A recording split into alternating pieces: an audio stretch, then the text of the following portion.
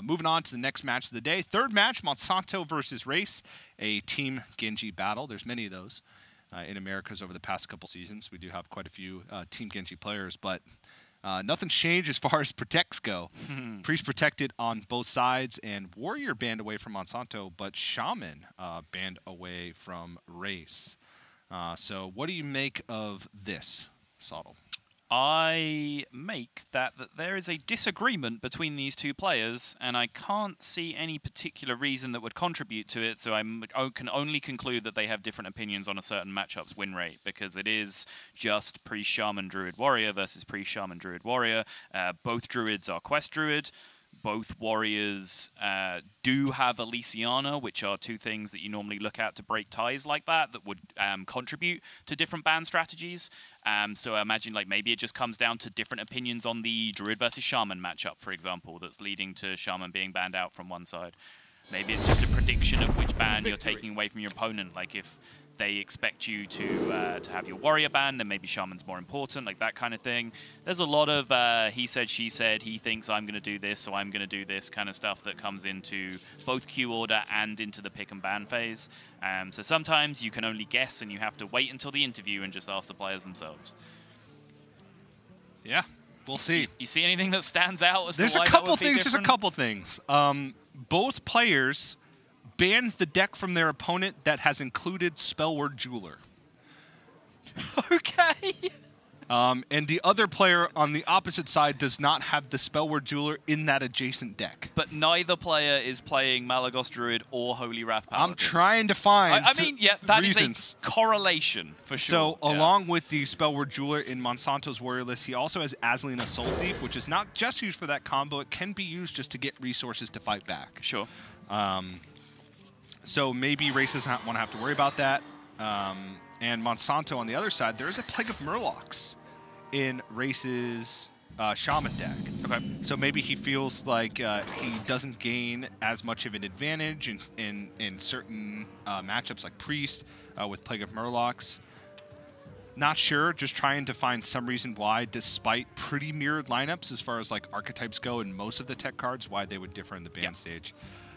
But, you know, it's not a solid meta, right? There's still some wiggle room in matchups and wiggle room in queues and, you know, not having to play one deck.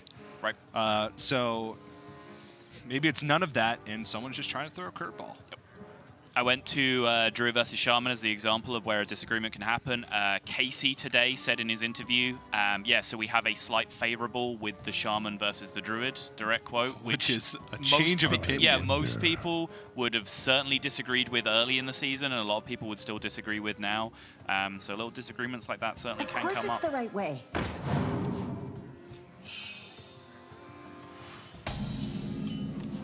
Worth noting that Casey's practice group is playing Stormbringer in their Shaman this week, which will certainly contribute to them feeling that they're favored against Druid. Yeah, because a lot of times Druid have to, you know, there's a few turns in the game where they have to ignore a board in order to draw cards or develop. They don't have infinite Starfalls and swipes. Sometimes it feels like it, but they don't. So I guess that would improve the matchup and change my perception as well. Yep, but that is a lot of big picture stuff. We haven't really talked about the game too much just yet. It is Priest versus Shaman. Very strong matchup for the Priest. We were a little bit distracted, so I didn't actually see whether that Weaponized Wasp was kept from Monsanto. It was in the opening hand, but I don't know whether he mulliganed into it or not. That would be very interesting to me, because I know some people do keep Weaponized Wasp in the matchup, but I personally don't like doing so. I look for Questing Explorer, Sludge Slurper, Mogu, and Mutate. Those are basically the only cards I'm interested in having in my opening hand. Yep. Interesting spot for Monsanto. With the Sandstorm Elemental draw, the playing Weaponized Wasp onto the board has a little more merit. Because if there was just a heal and a trade from Rase, Sandstorm Elemental would be able to take out the Light Warden. Right. Questing Explorer, obviously, you see the yellow glow, and you're like, draw a card! Maybe it's 1 mana, and I can play it also. But you see, Weaponized Wasp costs 3 now. Yeah! Sometimes just playing your stuff on curve and spending all your mana is just the best way to do it. Yeah, I mean, we are in the Americas region, and it's a series of sound bites and way of talking that is a lot more pervasive amongst America's players. I'm thinking of Soleil and Ike and Purple and all those people, and tempo good, kill it so it's dead, hit him in the face so he has less life, etc. It's not like a philosophy to live by and let you dictate all of your decisions, but what they use it as is a reminder that sometimes you're going to overthink things, and just having that basic fundamental understanding of tempo is good. If you kill a minion, then it's dead, and that's important. Just having those reminders for yourself is a very big deal, and that was one of those turns where it was very important to spend 3 mana because it was turn 3, and you can get very easily baited into not doing that. Buy yellow glows. Yep, they are pretty. You do want to play the yellow glowy cards. Yes, you do. And now the situation is quite tough for Rase. Nephroset Ritualist has potential for a lot more value. Kind of clogs up Psychopomp Pool because it's one of the cards that you don't want to resurrect. But honestly, just having attackers on board seems much better than just a heal pass or a trade off the Lightworn completely involved Pyromancer. There was also like extra arms that he could have gotten a value trade over, but I think multiple attackers is very beneficial in this case. So this Mutate in hand, I want to talk about that a little bit. Go ahead. Mutate, I feel like in this matchup is one of the harder matchups to use it in. One, your ability to get Mogu Flesh Shaper super early is limited. 2, usually if you play a Mogu Flesh Shaper, sometimes you have to trade it into a big minion and you don't get mutate value off of it. But finding spots to use it in the early game, I think, and finding creative uses for it is like interesting in the matchup in particular. And that's where your fancy sheet of, on average, how many stats do you gain comes into play. All in my head, TJ. I don't know what you're talking about. He's literally looking at me turn to that page in my notebook right now. The fancy sheet in your head. Yeah. And yeah, a 2/2/2 drop going into a 3-drop. Sottle, crunch the numbers. That was bad. That's the numbers being crunched. You have about a 50-50 chance of getting 3 attack with the 3-drop is a useful soundbite to know. It's not quite like that. The average, the mean average of a 3-drop is 2.5 attack. It doesn't quite work out that the median and modal averages mean that you have a 50-50, but before we confuse everyone, it's about 50-50 that you get a 3-attack minion. So it's pretty useful to go for Novice Engineer, for Evil Cable Rat in the early game. Like if that's your opener, Novice Engineer or Evil Cable Rat with a Mutate, you can quite often try and contest a Nausea Cleric or an Injured Tolvir or something like that with that kind of board state. But yeah, rolling it into a 1/4, that is disappointing. Well, it's more than a 1/4. It is more than a 1/4, sure. It does just kind of get chewed up by... It's a 3/4. By arms. You just gave me an aneurysm, TJ.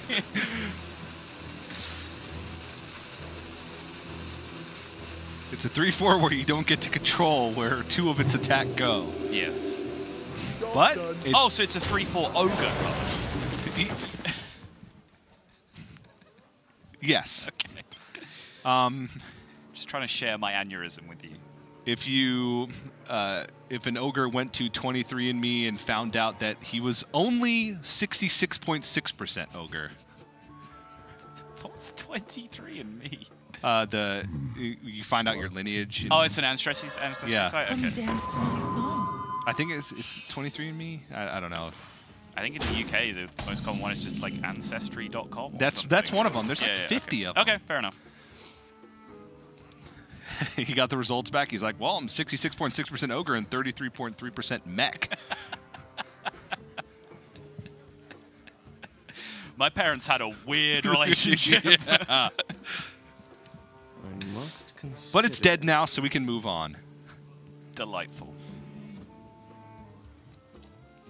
Witchwood Piper ends up being pretty good. His play otherwise would have been Life Drinker. And this is still a 3/3, but it gets the added benefit of pulling this Sludge Slurper out of his deck, which pretty important because these lackeys are going to be crucial in trying to fight for the board, especially with Barista and Giggling Inventor as the 2 cards on the left of the hand, which Giggling Inventor can be great in later stages, but Yes. right now it's not doing much. Particularly more and more so, like, I'm surprised we haven't seen the response, like the arms race response, because a lot of priests have gone down to one Wild Pyromancer to make room for a second Silence or a freaking Faceless Rager or whatever else is coming into the deck.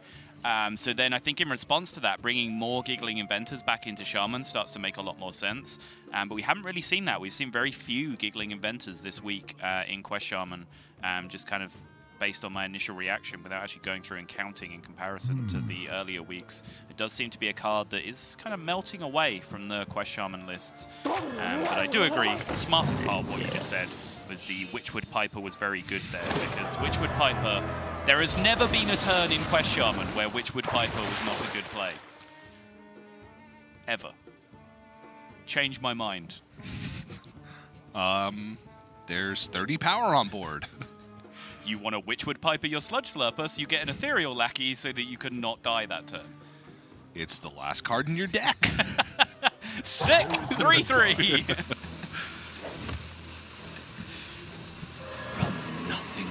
Ethereal Lackey pick. Whoa, that was a quick pick. Interest you in a nice Earthquake. Yeah. There we go. Oh. If I could choose 2 cards to have against... Oh my... Yeah, what he said. Yeah.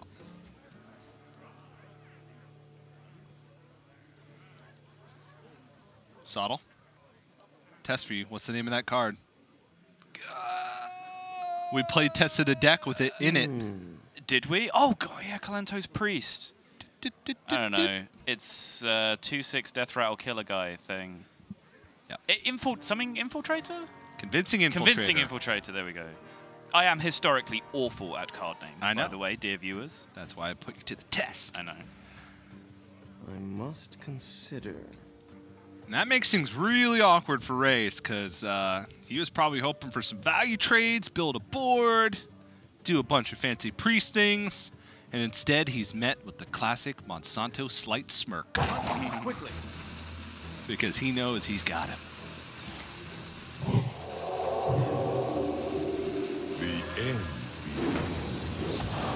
In the light's name.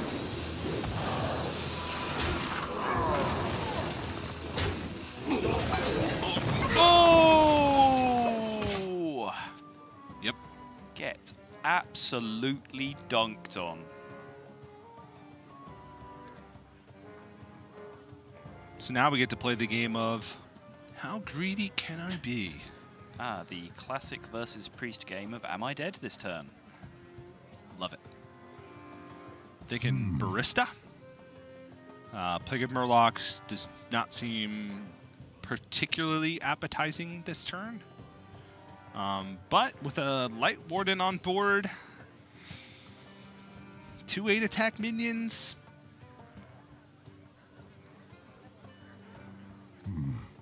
What to do? A lot of good stuff that could come out next turn. Yeah, Earthquake, Plague of Murlocs, Mind Control tech. All right. He's doing it. Yeah.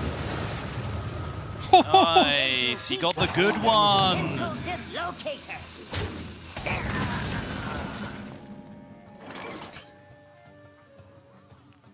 That was actually a pretty insane outcome because Monsanto got the Bluegill Warrior, which is the absolute nuts when you're trying to be anti-priest with Plague of Murlocs, just because you get to kill an extra minion, which is massively important, and then the one Murloc that stays alive is a Battlecry Murloc, and he has a Barista in his hand. I wonder. Yes, it's a Battlecry Murloc. Yeah. But What? do you know the Battlecry of that Murloc? I do. Doesn't change the fact that it's a free River Croc that will go back in your hand. Unless you've drawn all the duplicates in your deck. Yeah. And then you get rid of the thing that you gave up a card in your mulligan and built your deck around. He's going to have plenty of time to just play a 2/3 before he draws all of the duplicates in his deck. Okay. Now you should have led with that. I mean, I felt like with a little application of logic, people could have got there on their own. I'm sorry for overestimating you, TJ. Like to play with fire? Watch him barista this into his hand and it's just already active. 17 cards left in the deck? Yeah, that's... I doubt it.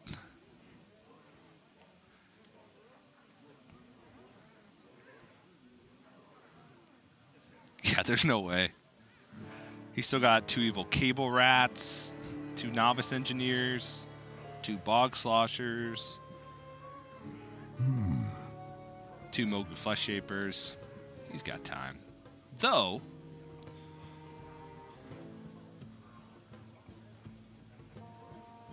a shaman would tank up.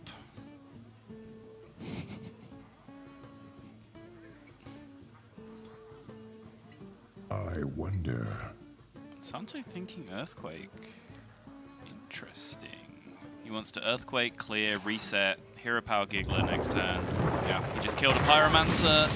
Rase is playing 2 Pyromancers still, but still having just killed 1 Pyromancer, your Giggling Inventor looks fantastic as a follow-up. Yep. Dream Scenario, you draw... No, he's already used both Mutates, right? Doesn't have a Mutate left anymore? Does not have Mutate left, and no Lackey generators in hand, which means that Witchy Lackey is going to take a while. Yes.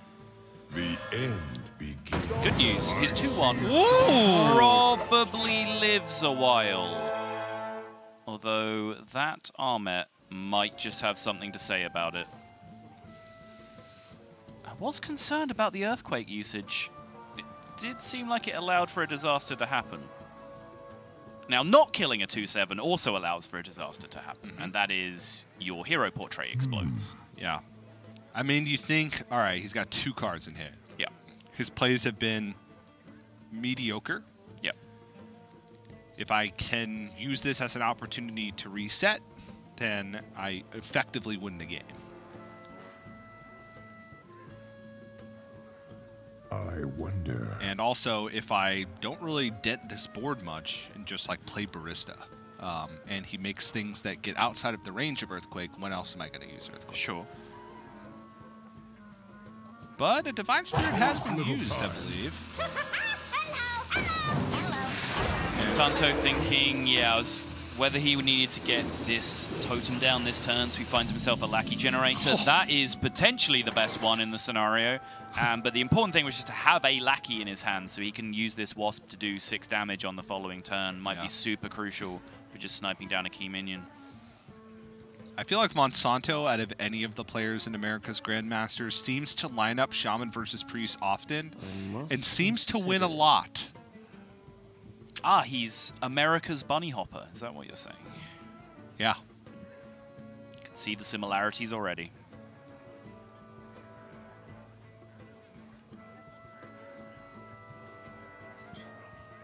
And I feel like we've talked about this so much today already, because with 1 week left, it's been looming in the back of everybody's minds, but Rase is in last place right now. Yeah. Sole possession of last place, with PNC taking a win yesterday. If he loses another one, his chances are dwindling, though he does have the benefit of pretty much all of the players at the bottom of the standings in Division B play against each other next week. But Monsanto does have a good amount of wins, so would be a good player to beat to improve that tiebreaker score. Right. From nothing. See what's in Didn't even finish your sentence. And Ray saw the instant pick. You hate to see that. Yep. Doesn't quite line up with the order of operations with the attacks that you want to make, though. It's the only real downside. Wait, doesn't it? Does it? I guess it does, yeah. Yeah, 1-2 goes Sure, into yeah, Omnet, I'm and being then dumb. 2-1 goes into Wild Pyroman. Yes. Well, 2-1 goes face, yeah. For some reason, my brain was registering the Blade Master as Reborn as well. I don't know why. It's obviously nonsense. Dark future. You may be thinking to yourself, why doesn't Quest Shaman just include Earthquake in their deck? Because that's what your lackeys are for. I guess so.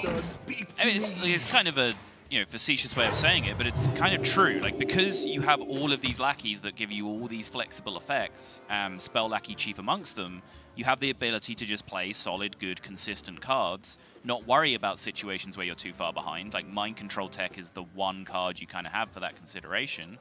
And then when you're behind, like, lackeys just kind of dig you out of that spot. It's what they do. They're very good at doing it. Yeah.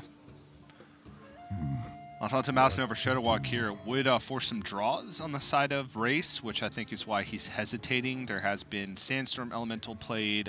He would summon Annoyatrons, which he could then attack into. But it'll draw him some cards. No, it'll really just generate some lackeys. And some spells. And a Rush Lackey. That one seems important. Those little bugs. I think I would have killed the Acolyte. Yeah, maybe.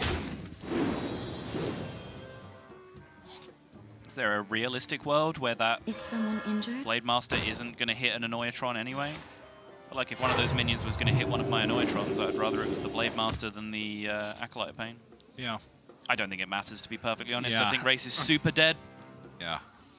It's quibbling over minor things.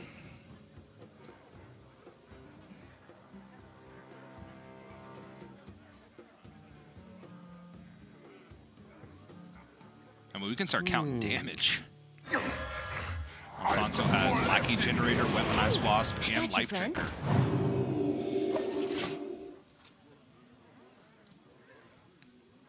I guess he can't play all of that because he would only have 8 mana after Hero Power is used. Well, he has a Lackey on board already. Oh, he has Lackey on board, yeah. Yep. I was just assume people kill those. How about another Shuttle Walk? Double Compound Dorado, extra Star Whip, High Mountain Ice, Banana Spice, coming Did he right not up. just have it that turn? No, not quite, right? Yeah, There he was a couple of. 11 on board. Life Drinker is 17. Weaponized Wasp is 23. There was a Torn in the way there. Yes. Yep. Hey, let's draw some cards.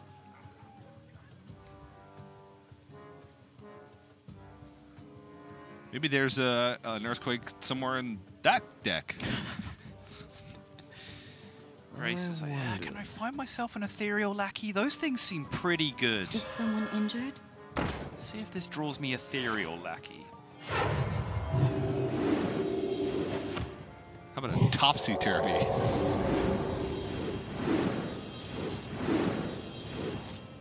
Monsanto draws 1 cost cards. Ethereal Lackey does cost 1. Monsanto actually draws nothing right now. You have best. Because he's drawn all of his 1-drops and... Stop ruining my fun, TJ. Yep. Monsanto takes game 1 and in an unfavorable matchup, so that's a pretty big win. And what Frozen was saying in his interview about not queuing Priest game 1, if you win, cool. It's like a bonus win because you still have Priest in your lineup. So nicely done from him, and Rase is going to struggle in this series, I feel, after that one. Yeah, and it was a pretty slow start from Monsanto as well. You know, I talked about the cards that I like to have in the opening. You know, you want to be looking at like Mogu Evolve, or Mogu Mutate, I should say, to try and maybe just pull out, you know, create that spike that we saw yesterday, which is actually a lot more common than people think. There's like 6 or 7 8-drops that create a very similar effect to what we saw yesterday. Akali the Rhino is just the best one out of all of them.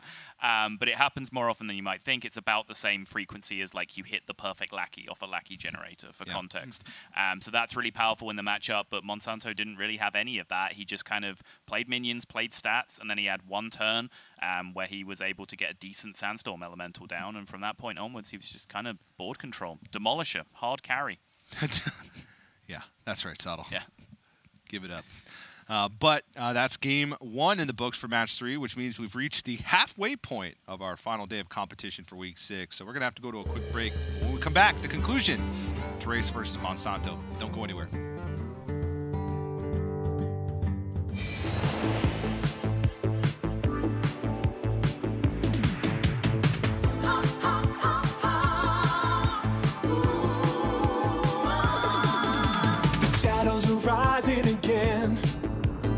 darker than they've ever been. As evil descends from the skies, the world cries out, how will we survive? Out of the hall of explorers, and up from the dusty tombs, they grab their whips and fedoras.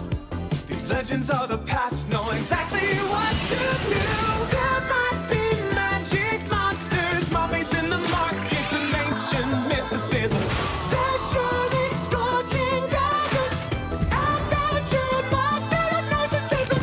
High stakes think annihilation, obliteration of civilization. Now is the time to be brave. Evil's come to enslave, but this league's gonna save the world.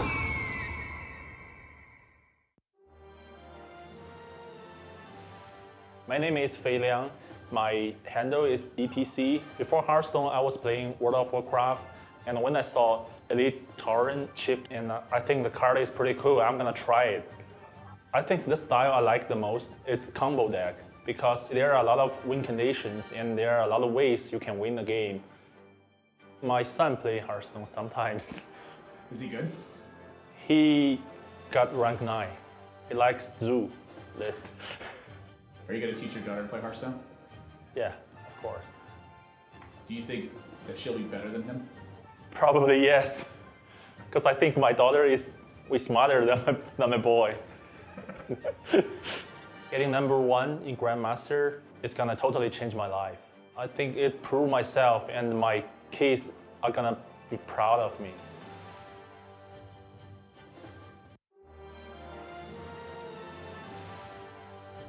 Mazahidul Islam. I go by Muzzy in game.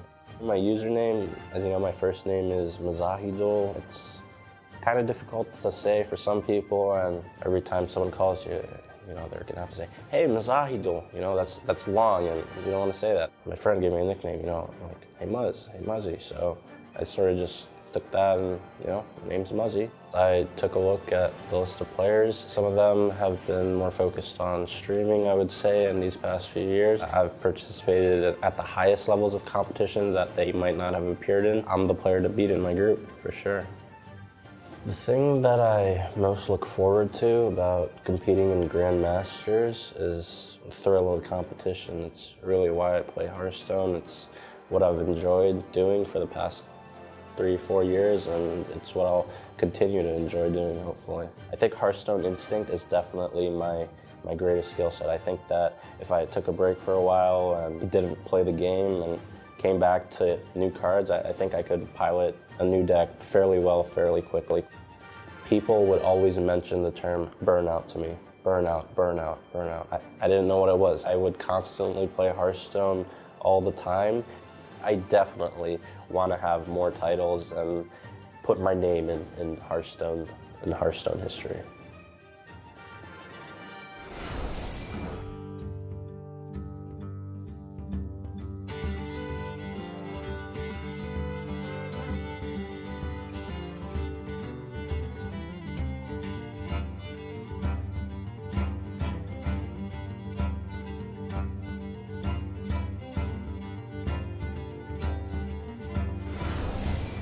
Hello, everybody. Welcome back to America's Grandmasters. As I mentioned before the break, we've reached the halfway point of our final day of Week 6. And Monsanto coming off a win with Shaman versus Priest. So a big pickup for him. And even more pressure put on the guy who's had pressure on him all season. And it feels like it shows in his demeanor. Maybe not so much his plays. Sometimes, obviously. But like just looking at Race's camera. Agony at times, it feels. Yeah, I mean, his one lucky break in that series, in that first game, was he got the Armet back off his Psychopomp, but it did, you know, I can totally understand that position when you're 3 and 8 and you're looking up and you just feel like everything was going against you there, and that reaction was coming out. And it does pain me. Like, my heart goes out to all of these players who are in this position where they're facing relegation, but Rase is a player that I do feel a little bit of a connection with. It was, I I believe Derek and Lorinda, who first said to me after they cast a South American tournament, hey, this Rase guy, like, you should check him out. He played super good in that tournament. So I watched the VODs. I was like, yeah, wow, this guy's good. I then picked him out of an America's playoff during my incredible never-to-be-matched streak of correct predictions in HCT playoffs. And Rase was kind enough to acknowledge the fact, which most players were too rude to do, that me picking him directly contributed to the fact that he did actually qualify. So I personally, you know, root for him in a lot of tournaments now. So I would hate to see him relegated from Grandmasters. You know how that started off with me trying to be earnest and then just quickly devolved back into trolling all over again? I don't even know if that was trying to give props to Rase or just a weird, convoluted attempt for you to pat yourself on the back. Literally every word I've ever said is a weird, convoluted attempt to pat myself on the back. I'm really good at it. Well, at least you're good at something. That and predictions. Not last year. Or I guess it was this year. The beginning of the year. Raven holds the title. Oh, sure. Yeah. And since there will never be HCT... Yeah, we don't talk about that. Raven is the current and forever prediction champion. You're making me upset, TJ. All right. This is a normal pre-start. Player on turn 1 plays Light Warden. Player on coin on turn 1 coins out injured Tolvier. Extremely common opener. Yeah, but the response you want to have is buff plus inner fire. Consider. The response you don't want to have is, I lose. Yep. You know, you could hope that there's no follow-up from your opponent, but unfortunately for Rase, Monsanto has some good follow-up. I must consider. I think these expressions from Rase do really sell it. There's nothing he can do here. Nothing improves his position. And when this rope burns out, Monsanto's turn is going to crush him out of this position. No, Monsanto, you're fine. He is connected. He just doesn't have a play that turn. Take your turn, sir. He saw him mousing over cards. Yeah. Now he's checking Discord. Yes, he may message an admin, just make sure there is no disconnect. I'm sure he does want to be sportsmanlike in this position. Especially against a teammate. Yes. But nope. Rase just did not have a play. He is still very much in the game. Nope, let me rephrase. He is still very much connected to the game. All right, well, I see a few turns from Monsanto that... Dude, please take your turn. Please? Injured Tolvier hit. Okay. All right, we good. I don't even want to unleash a circle of healing here because I have a Light Warden that wants to grow. All right. Nope. You play it. Blade Master can come down next turn. Yes. No, well, you have Never Set Ritualist. Sure. And now since you roped out his turn... he doesn't have any time to think. Sometimes you got to hit your end turn button. Punished. I was thinking Never Set Ritualist. Like, you don't heal up. Next turn, you Light Warden, Never Set Light Warden, Never Set if Blade Master came down? Yeah, sure. All right, I can see it. And what else is punishing? A Light Warden, you get to value trade over that. Yeah, Northshire Cleric, you value trade over it. Must consider. I understand that Circle of Healing can be a tougher card to use. Yes. The later the game goes on, if you know, the board state is like at an equilibrium. But you have 200 Tolviers in play and your opponent has nothing. Is there really going to be an equilibrium in this game? Right. Like, if Blade Master comes down, this play is still better, though, right? Because Blade Master comes down, you pick up the 2 value trades, and then you Never Set Ritualist afterwards. Well, it opens up your opponent to be able to Blade Master Circle of Healing. Yeah, okay. Yeah, sure. All right. Because then you could do the same thing and... You still have a Circle of Healing in your hands. You Never Set Ritualist, then double trade, then Circle of Healing. Yeah. And your plays become more flexible. But yeah, I think you're actually right.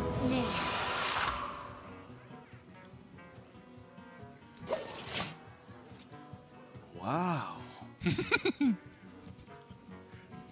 I don't know why I giggled like that. I just was unexpected. Anduin's voice. He's such a pleb. Like, it really surprised me when, like, someone told me for the first time, like, me never having played World of Warcraft, that, like, Anduin is, like, supposed to be this big badass character in WoW. And, like... Not always. Oh, really? Okay. This makes more sense now. Yes. So this, like... This representation of Anduin is from when Anduin was just a massive... When Hearthstone released, yes, that was the okay, Anduin. Okay, that makes sense. Anduin now is, yeah, he's pretty cool. Doing a lot of cool stuff. Fighting bad guys or whatever, I don't know.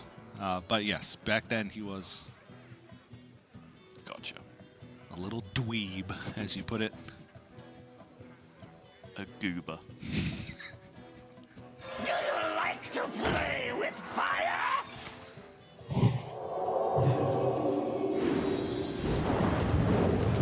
Rase doing his best, and we're kind of making light of the situation, but there is nothing light about the situation Rase finds himself in right now. I don't think that turn 2 cost him, like the fact that he didn't get to think about his turn 2 because the turn 1 roped out, but, you know, it's a world where it could have mattered, and the frustrations with, you know, in his mind, losing the game on turn 1 to Priest and just roping out there, like, it could have come back to bite him. So the important thing for Rase, like, sure, this game, this series looks pretty over, but when he comes into next week now with everything on the line, he needs to ensure that his emotions do not get on top of him. Quickly. Still some light at the end of the tunnel here. He's got one Somdi. If he can get to that point without, you know, the board getting too out of his control. Right. Then he's in a good spot. Right now, this board is not that threatening. He's That's got a fair. 3/4 Pyromancer to contest whatever comes out.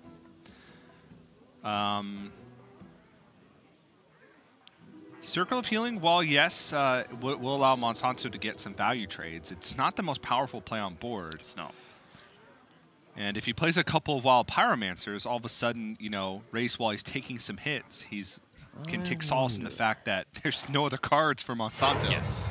So I think it's 1 heal, 1 value bump, Circle of Healing, 2nd value bump, play 1 Pyromancer. Yeah. What?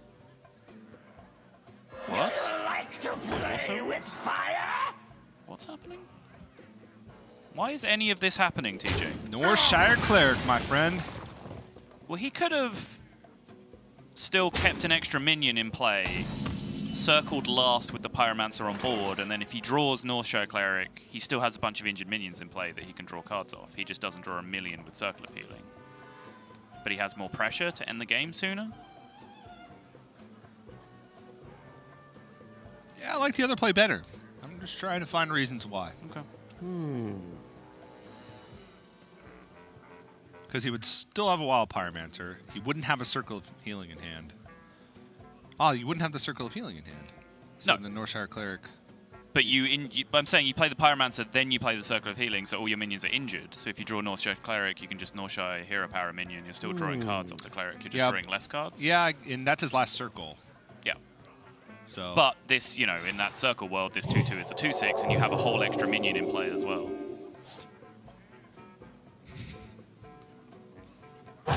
Quickly. That turn was a give your opponent's health, minion 2 health, and make your Bwansamdi draw 1 less card. It did also put a 3/5 in play. Okay. Gave him use out of his extra arms. No. I stand corrected.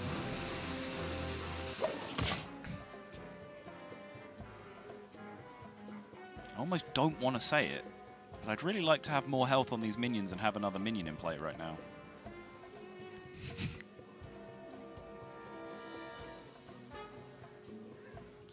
Gonna give his opponent a card. Rase is not out of this at all. No. Bwansamdi comes down next turn, reloads his hand with at least some stuff.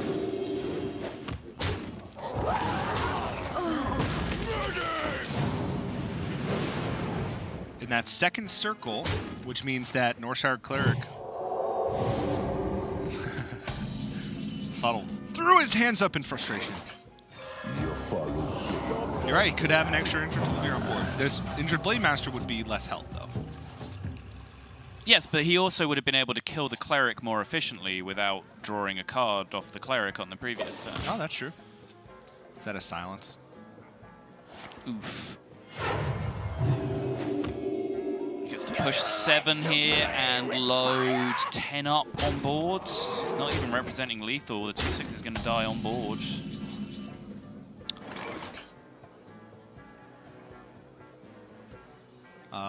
Power word shield into something.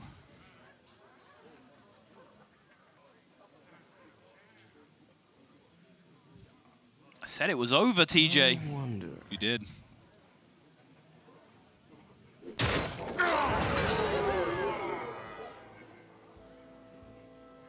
I think Rase thought it was overdue, but looking at the board state 4 turns ago and looking at the board state now, I don't know if I would have expected this outcome. Monsanto has had some kind of poor draws off the top, and Rase is able to someone injured? Stifle the pressure and reload here with Monsanto and some 1-drops.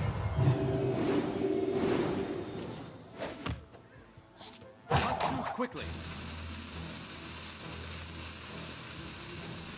Probably worried about Divine Spirit Interfire being out from Monsanto, so wise to put a taunt in the way from Race's perspective.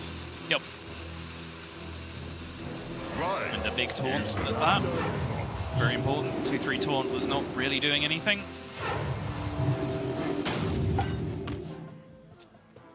Is that extra? Okay. That actually is a pretty big deal.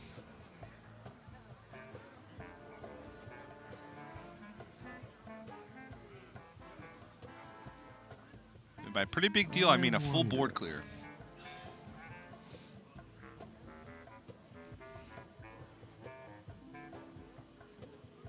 So where do the 2 extra arms go? Light Warden and Wild Pyromancer.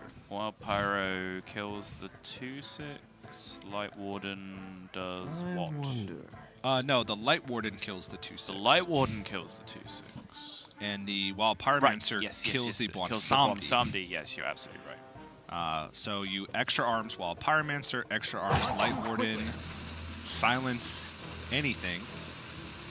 Yep. And then Light Warden goes into 2/6. And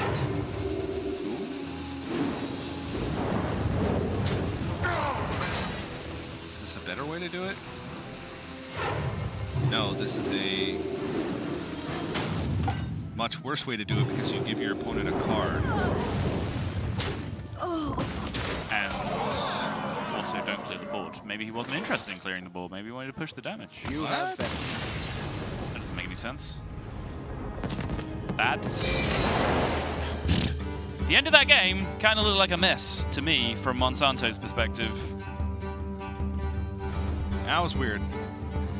Yeah, because he had a full board clear if you extra arms both the right minions, and then yeah, you silence anything. Light Warden goes into 2/6 and survives at 1 health. While Pyromancer kills Monsanto and dies, and you still have a 4/4 Injured Blade Master. You can even heal up one of those minions at the end after clearing off the board. Died. Yeah. So you have a 4/4 and a 3/3 in play, or a 4/6 and 3/1 if you want to look at it that way. Seemed pretty good to me, but maybe with no cards in hand, he thinks he's never going to win from that position anyway. Right. But missing a board clear and losing game 2 because of it. So Rase showing some life in the series. Yeah, and you know, let that be a lesson to you. Don't count your chickens before they've hatched, because I called that over. I was already talking about Race's, you know, crucial final week as he was going to go out with a loss there. You could kind of see it on Race's face as well, that he was thinking the very same thing. But just a little bit of stalling in the mid game, and you know, you made fun of that turn that was give your opponent +2 health, make your Monsanto draw 1 card less, but it actually ended up being crucial because of how awkward it was for Monsanto to be able to trade into it on his own terms. Gave the other card draw over with the heal. You bought himself a bunch of time by it just being a Northshire cleric, which, you know, Monsanto felt obligated to trade into, so he wasn't then representing 2-turn lethal through the Monsanto. You know, that one kind of essentially Senjin Shieldmaster that drew a card, 3/5 with Taunt that drew 1 extra card that came down. Like, that's pretty powerful. It's like an ice cream peddler that draws a card. It's like a halftime scavenger without stealth that draws a card. Pretty good minion. I think specifically the taunt thing being that Monsanto felt like he had to attack into it. I mean, Ice Cream Peddler and Halftime Scavenger, kind of similar. Yeah, just must kill minions Yeah. whenever you see them. Yeah, Very powerful sense. effects. Yeah. But Monsanto Soul is Priest available to him, whereas Rase has the Druid and Warrior. So Priest Druid versus Druid Warrior. Pretty 50-50 situation, right? Like, if... So a Druid Mirror is probably what we're going to see. Yeah, so if Monsanto queues Priest, he runs the risk of Warrior being on the other side, but he has the spike of the Druid being on the other side. If he queues the Druid, then there's there's no risk to the Druid. There's only just the upside of the Warrior matchup, right? Because he gets a Druid Mirror on the other side. Yeah. And then kind of same... The only problem for Rate... Okay, so I think we're seeing... You think Monsanto is going to queue Druid for that reason, so therefore you then don't want to queue your Warrior. Exactly. Which so is why you end up with a Druid Mirror. There is a... so it's like, you know, the average good outcome for Monsanto is picking Druid. Yes. But he could pick Priest and take the risk. Yes. And think the next level and say, well, Rase is going to think I'm going to queue Druid, so he's going to queue Druid. So then if I queue Priest, I'm good. And then for Rase, there's the next level of, if he thinks that I'm going to go to the next level and queue Priest, then he's going to queue Warrior. I was picking Priest because Priest just had two favored matchups there, as far as I'm concerned. So, but they've gone the complete opposite way. They have gone into one of those deeper levels that TJ was digging into, and Race has ended up on this Warrior, Monsanto on the Druid. Now, Race's Warrior, he does not appear to have a copy of Super Collider in there, which is a massive deal in this matchup. But Hecklebots. Does have Hecklebots. That's very nice. But only one Plague of Wrath. Only one Plague of Wrath. And a Spellbreaker, which hit or miss. Yes, pretty mediocre. Only one Eternium Rover as well, which is surprisingly relevant because it reduces your ability to just get pressure going in the early game, like Eternium Rover, Coin Snip Snap, get the Ziliax down on that in a couple of turns, just actually start hitting your opponent, make them use resources, make their Feoris worse. Or you can just draw it on turn one anyway. I mean, I guess that works, sure. Yeah. Also keeps Dr. Boom and Genius in hand. A necessary tool for the matchup, it feels, but also one that can sometimes be very difficult to use. Because once you get to that 9 mana range, Druid is usually going wave after wave of pressure. And ensuring that you get a safe Dr. Boom turn is one of the keys to this matchup as Warrior, I feel. Innovates the quest tick. Yep. Not actually a given in that scenario. With Nourish in hand, exactly, and no Oasis Surger in hand, he's not even guaranteed to pick up something to use with the quest the turn he completes it. Right. Whereas he can complete it one turn later and always have the ability to innovate Nourish. Yes.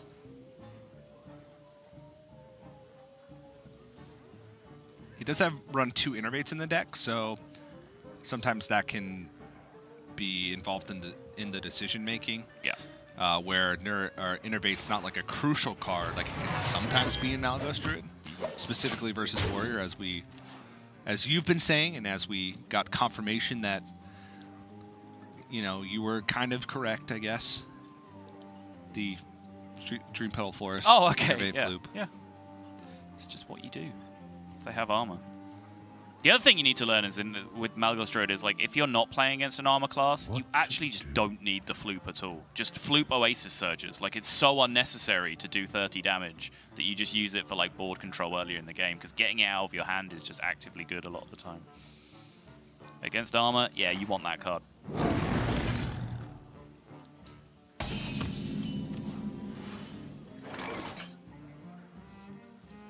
Power of the Wild comes out for the Panther.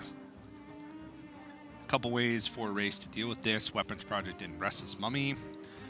Weapons Project is kind of in an interesting spot because he does have a Harrison Jones in the deck, but he also has a second Weapons Project. A lot of times you kind of need that combo to keep up in resources to the Druid. Just because they're just going to keep piling on the threats, and you need to find pretty much all your removals. Yep. So he can probably feel okay to use the first one here. Though it does give Monsanto something to do in the early game. He can attack things. Because hero power plus the weapons project swing kills off this Eternium Rover.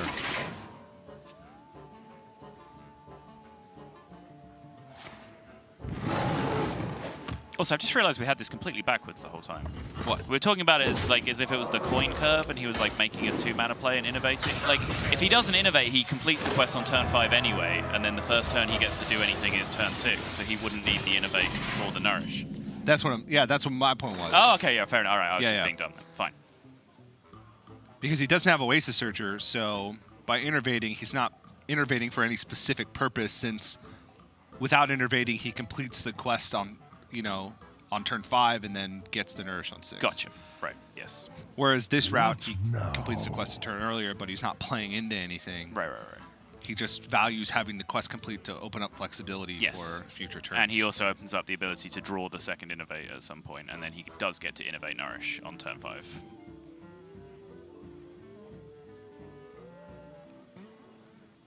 What now?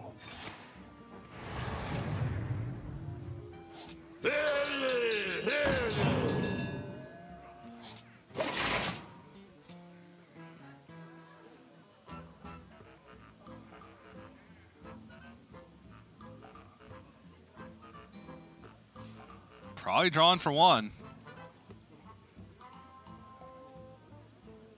Could just play a Nubasat Defender. I don't want to do any of that stuff. I wonder.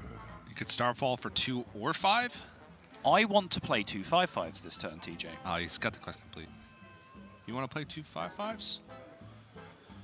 Huh. Well, I mean, that seems like a good play.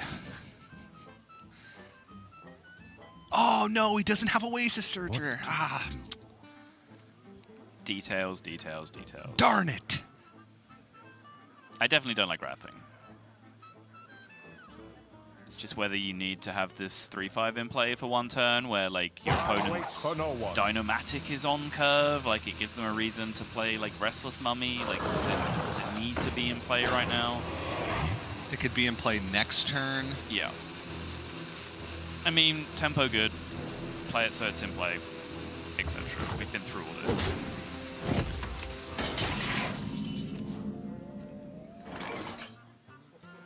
Not killing the 1/2 with you mentioning Dynomatic doesn't matter. If Dynomatic was the clear from Rase, he'd have to trade in the 1/2 anyway, and you want to swing with the weapon to make sure that he can't get value out of Harrison Jones. So I like the swing face. What now?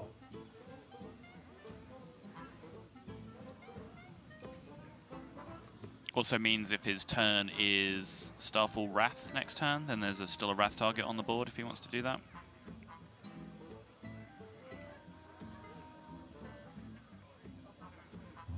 I wonder.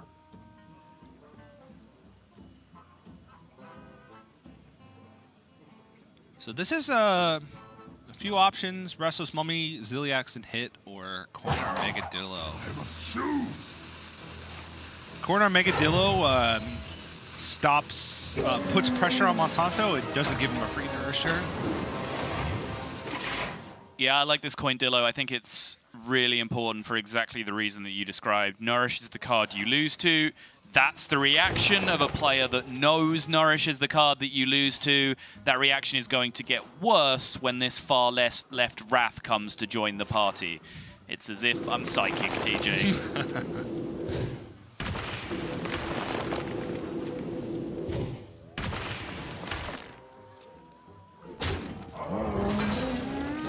No pressure picked up yet, though. No real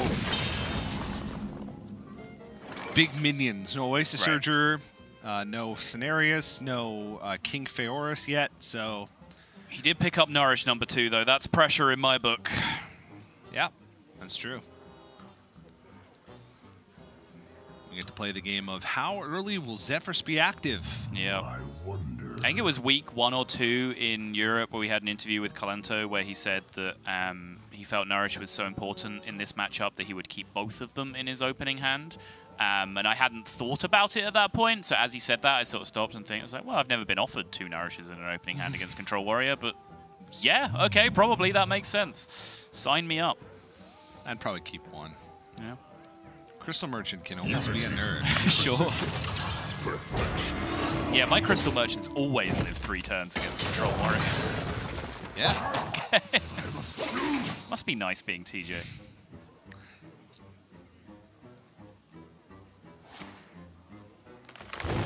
Ooh. Yeah, that one's pretty tough. Well, Ziliax lines up pretty well into Oasis Surger. Lines up well into a lot of things, actually. Starfall is awkward. Oasis Surger is awkward. Yep. And if that's the case, Worthy Expedition, try and find something. Maybe Keeper of the Grove? Yeah, he might just like throw away and innovate this turn if he whiffs, because then he can go Surger Floop on the next turn and use the bigger floops, the bigger surges from the floop to value trade through the Ziliax. But Keeper of the Grove would be the dream solution here. I erroneously said on stream multiple times that Keeper of the Grove happened in the bad order while you were, when you had Quest activated, i.e. it did 2 damage and then it silenced, which isn't the case. Someone tweeted at me and I went and tested it, but I have full Mandela effect over like having seen that happen. I'm so certain I've seen it happen in the bad order, but I'm just wrong. It does silence, then damage, even though it's written the other way around on the card. Really confused me. It like melted my brain for a while. Is your brain okay now? No, it just never recovered. Okay. Well, it happens in the good order. Yes, it does. Which is, shout out to the dev team. Can we get some consistency? Because all the other cards happen in the order that it's written on the card, and that one. Can we just flip the Maybe it's just a bit of indecisiveness, because maybe they write it to have the good effect happen first. Right. And Keeper of the Grove, they just always assume that the 2 damage was the good effect. Yeah, sure. Which, for a while, it was, because you'd innervate it out against Zoo on And turn 2. Kill their Flame Imp. And kill their Flame Imp. The juice. 2-4, by the way. Yeah. Those were the days. Monsanto's turn didn't really improve that much. He has Wrath now, so that's something, but Oasis Surger would still have to go into this thing, unless he wants to Starfall, which means that's another turn where he's not developing anything. And you have to be afraid after seeing a Coin Armagadillo that the buff 2 Morden is an option, so if you present something onto the board, it means you're going to have even a couple more turns beyond that to try and fight through before you're able to land something on the board. Right. Now with Feyor's in hand, if 2 Morden were to come down, he would be playing a big board of stuff into a big board of stuff, which would make Race's removal also remove his own stuff. Yeah, just one of the best things you can do against Warrior is like... That can't happen. Wait for your big push for a turn where they've actually played like their 2 Wardens, for example, or a turn where they have like a big Ziliax in play, something like that, and then like, well, if you brawl, you're solving my problem for me. I don't have a way to kill those minions right now, so I'm just going to play more stuff than you can deal with. So this looks like a juicy warpath, but I want to consider a 2 Morden in this spot. What now? Reason being is because I think it has the most potential to set up for a better Dr. Boom Mad Genius turn. If you Warpath, you cede a full turn over to your opponent of development, which means that you're probably not playing Dr. Boom Mad Genius on 9. If you 2 Morden and smack a 6-1, your opponent has a kill on 1 2 Morden on board. They have to have something extra to kill both. I'm presuming when you say that, you want to use the big ones and not the small ones. The big ones. Yeah.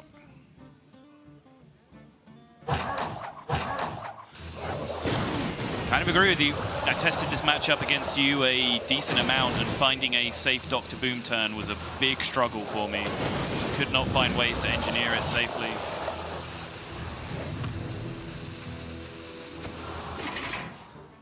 Two 5s, a 3, a Wisp, and a 6. And another 6. With Floop in hand, that's a great Feyoris. Yes, it is. So there's 1, 2, 3, 4, 5, 6. So, yeah, you can take the Wisp. You may innervate first just to increase the effectiveness, or reduce the effectiveness of Brawl from Race. I wonder. give him one less thing that he can have. That's a positive scenario from Innervate. It's a price to pay, though, to not have an Innervate in your hand. It seems like a pretty useless card when you get to this stage of the game, but it can still make plays happen. Yeah, 5 into 6. Yep.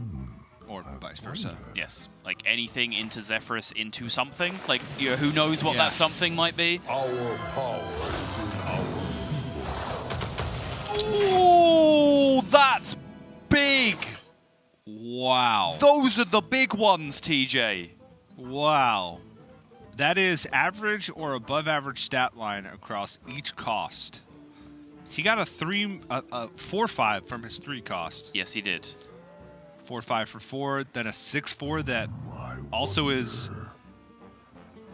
like good through Brawl and the Warpath on 9. Yeah. This is why I wanted to 2 Warden. Yeah, the Chief Inspector is the only one, and even then, 3.8. It's close. 3.8, 4.7. So even then, like, it's a big. Yeah, it is way bigger. 6 health. Yeah. Slightly less attack for more than an extra point of health. That is a high roll on everything. Yep. Jeez. Ah, except the 10 drop. That one's low. He's gonna go for the Warpath anyway. This leaves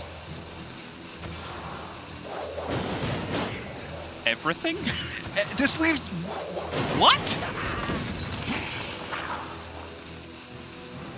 This took 4 power off the board. What just happened? Oh, if only that Zephyrus turned active this turn. No, you couldn't play it. Yeah, you could Starfall your own minion. No? Yes. Oh, you can. And it... Oh. You deal 5 damage to your minion, and then it 2 damage to AoEs the the enemy empty minions. side of the board. Yeah. You could have gone Starfall, Zephyrus, Savage Roar. Would that have been lethal? You would have Starfalled a 1/1. Yeah, probably. 10, 11, plus 8, 19, 24, plus 14? 38. No, it wouldn't be lethal. Nope. Not so smart. Now, are we subtle? It was still cool.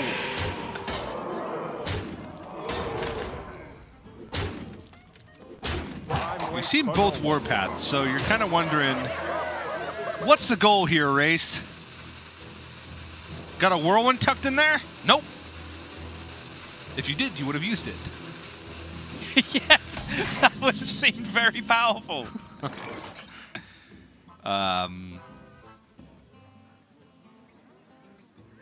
So, Omega Assembly into Rocket Launcher.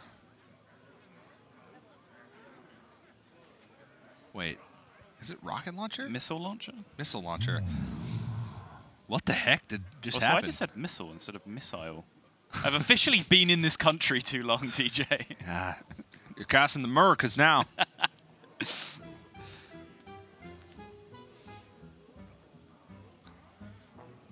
Seriously, what was that Warpath last turn? Like, what? I have nothing. Like, what did it do? Set up for the Missile Launcher.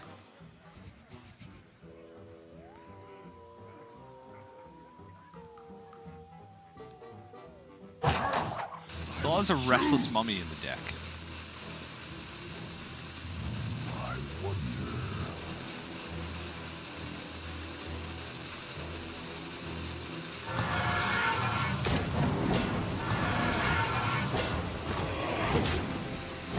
Yikes. Big yikes. I think that's... Oh, Zephyrus is It's yellow. 100% dead now, but I think he just had it. He had it. He just with had it with the double Starfalls, Starfall. yeah. Monsanto shows it immediately. I think Rase has got some questions to ask himself in that position. And I go back to the well. Last time I thought the series was over. Rase has a big week ahead of him in our final week, and he is going to need to make sure he is playing the best Hearthstone of his life. Kind of a brutal ending, honestly. I feel like there were some spots that Rase could have improved. But at the end of the day, Monsanto comes out on top, and we moves to 7-5 at the end of week 6. So continuing his trend of being in the positive win-loss column for Grandmasters. He did it in Season 1, and now is looking to continue to do it for Season 2 as long as he picks up 1 win in week 7. Yep, has him out to have one of the highest combined win rates across both seasons, certainly in Americas, but across all regions as well, because we've seen a lot of big reversals of fortunes in Europe, where, for example, like Pavel, bad first season, good second season, Psycho, good first season, bad second season, Fino, good first season, bad second season, etc. So the consistency point is probably like more so. We have Hunt Race, who's been extremely consistent in Europe.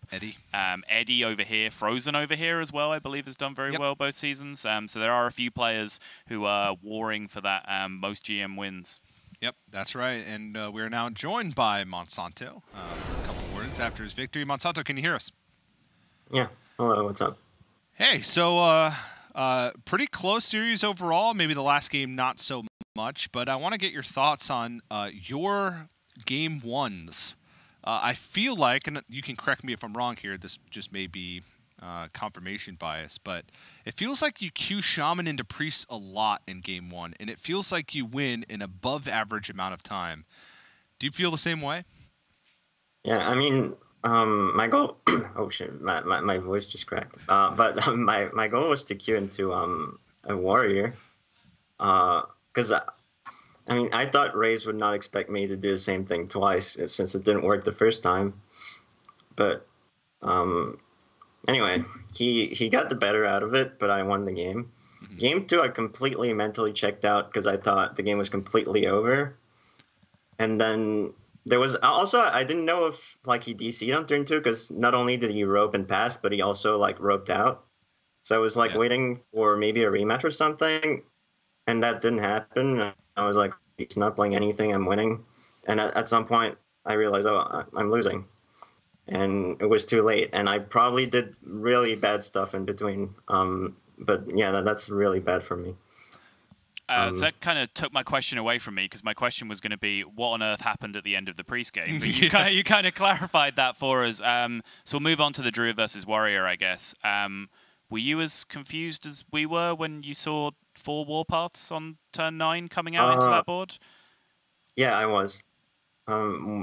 Maybe the explanation was like I was at 10 mana since like 4 turns, so maybe you thought you just assumed you was at 10 mana. Okay. Or maybe there's something. I mean, I make that mistake sometimes when Druid has been at 10 mana forever.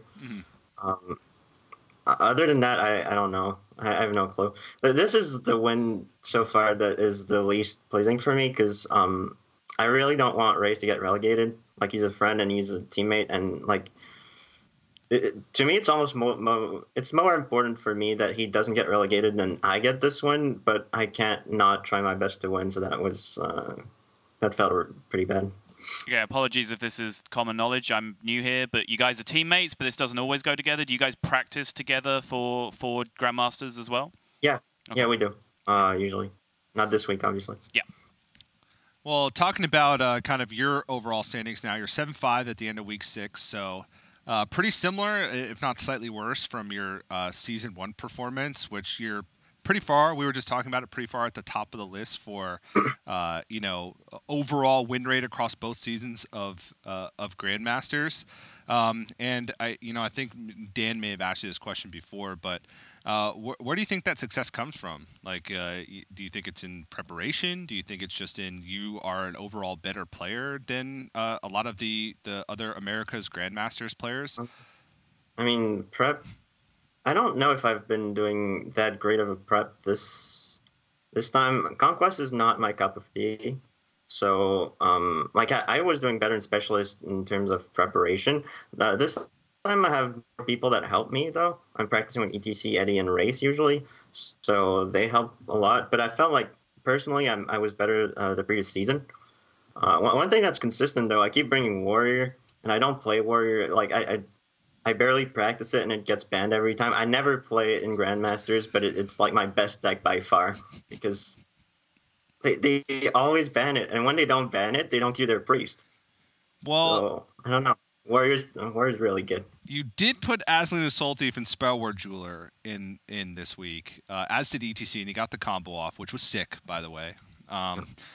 So I think your strategy needs to continue to put more ridiculous cards into your warrior to the point. I honestly just copy whatever Hunter he's brought the previous week. Okay, that makes sense. That's how you end up with no Whirlwind in your double Plague of Wrath deck, so I wouldn't advise doing that. He does have a Whirlwind in his double Plague of Wrath Wait, deck. Did Gallon just copy it wrong? Is that what's happened here? I don't know. Okay, fair enough. So Monsanto's in on it. Gallon brought double Plague of Wrath, but not Whirlwind, and he blamed Hunter Ace because he said he copied his list. So we don't know what's going on, and I'm sure you don't know what's going on either. But I don't. Yeah, there you go. But Monsanto, congrats on the win. Pleasure to watch as always, and good luck in your matches next week. Thank you. See you later. Pro tip to Monsanto's Week 7 opponents. Don't ban his warrior. He has no idea what he's doing with that deck. That was a huge ploy. Warrior's the deck that he practices the most. He's on point every game with this warrior. He puts in hundreds of games a week of Control Warrior mirrors. Yeah. And he wants you to leave it up. Chat, you got to do me a favor right now. Week 7, if you're watching and you're watching Americas and you see Monsanto queuing up Warrior that didn't get banned with a huge grin on his face, I want a wall of Jabatas as far as the eye can see. As far as the eye can see. Yeah. But, you know, we did see the differing bans from both sides with similar lineups, right? Yeah. Which is kind of funny considering the fact that Monsanto just told us that people just keep banning it. I don't know why. It's my best deck. It's my best deck, yeah. I think Shaman is one of his best decks, and if it was a mirrored ban on both sides, we would see Shaman ban. Maybe we see a different game, but alas, not the case as Monsanto takes the win. And now Rase 3-9.